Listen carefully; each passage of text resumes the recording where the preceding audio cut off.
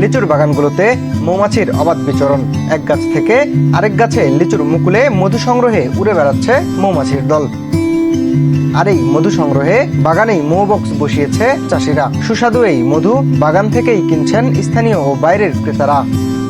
তবে প্রশিক্ষণের অভাবে মধু সংগ্রহ করতে বিপাকে পড়ছেন অনেক মৌচাষী। এতে করে প্রতি বছরই দিনাজপুর ও ঠাকুরগাঁও অঞ্চলে নষ্ট হচ্ছে কয়েক হাজার কোটি টাকার মধু। তবে লিচুর মুকুল থেকে মধু সংগ্রহে মৌমাছির জন্য পরাগায়ন হওয়ায় খুশি বাগান মালিকরা। আর মধু উৎপাদন বাড়াতে সরকারি সহায়তা ও প্রশিক্ষণের দাবি মৌচাষীদের। আমরা অপেক্ষা থাকি আর কি, প্রতি বছরে অপেক্ষা থাকি যে মধুটা কখন পাবো। মধুটা খুব পুষ্টিকর এবং খাঁটি মধু, ভেজাল নাই। বাজারে যে মধুগুলি আছে এগুলো তো খুব ভেজাল। এই জন্য আমরা প্রতি বছর এখানে আমার পরিবারের জন্য যতটুকু দরকার প্রতি বছর আমি এখান থেকে ক্রয় করে নিই। এখানে মৌ ফুল যখন আসা শুরু হয় তখন শরীয়তপুর, রাজশাহী, নাটোর এখান থেকে মৌচাষি ওলাগুরা আসে। আমরাও তাদেরকে বসতে দিই এবং তারা বসে।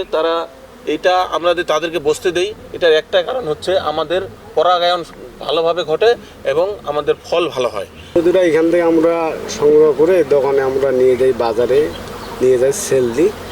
মানুষগুলো নেয় মধু, খুব আমাদের ভালো এখান থেকে চাহিদা মোটামুটি আমাদের চাহিদা ভালো এবং এইটা থাকবে আমাদের আরও কিছুদিন, 1-1.5 মাস থাকবে মধুটা আমাদের। এখানে যে লিচুর মধুটা প্রোডাকশন হয় এই মধুটা খুবই সুস্বাদু এবং খুবই ভালো। আর এখানে যে মনে করেন যে এখানে প্রায় 5 টাকা হারভেস্ট হবে, আমাদের 5টা হারভেস্টে প্রায় 10 টন মধু পাবো আমি। তো এই 10 টন মধু টোটালি আপনার এখান থেকে চলে যাবে ঢাকায়, ঢাকা থেকে এক্সপোর্টারের মাধ্যমে এটা দেশের বাইরে যাবে, আপনার ইউরোপের দেশগুলোতে যায় আর কি। প্রায় কি বলবো, আমার ধারণা যে 1000 কোটি টাকার সম্পদ মাটিতে যায়। আমরা মৌচাষিরা কত টাকার মধু সংরক্ষণ করতে পারি? খুব বেশি পারি না। তো এখানে যদি বাংলাদেশ গভর্নমেন্ট একটু দৃষ্টি দেয় তাহলে আমরা সেই 1000 কোটি টাকার সম্পদ আমরা সংরক্ষণ করতে পারবো।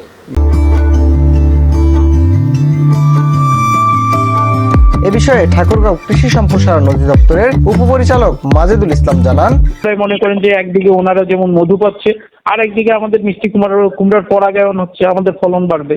এই হচ্ছে যে মধু দিয়ে মৌমাছি দেওয়ার কারণে হচ্ছে যে আমাদের লাভ হচ্ছে, ফসলের উৎপাদন বাড়তেছে, প্রায় 15 থেকে 20 ভাগ ফসল উৎপাদন বেড়ে যাবে। ওইদিকে আবার আরেকটা অতিরিক্ত ফসল মধু পাওয়া যায়। তাহলে দুই দিক থেকে লাভবান হচ্ছে আমাদের কৃষকরা। যেটার বাজার মূল্য প্রায় মনে করেন যে কয়েক কোটি টাকার উপরে আর কি। তো এইটা নির্ভর করে যে এখন যত বেশি ফুল পাবে তত বেশি মধু পাবে। ফুলের সংখ্যা যদি কমে যায় তাহলে তাদের মধুর পরিমাণটাও কমে যাবে। কৃষি অফিসের দেয়া তথ্য মতে ঠাকুরগাঁয়ে 281 হেক্টর জমিতে লিচু বাগান রয়েছে। চলতি মৌসুমে এসব বাগান থেকে প্রায় 300 মেট্রিক টনের বেশি মধু সংগ্রহ করা হবে। Minhaj Alam, north capital news, Thakurgaon.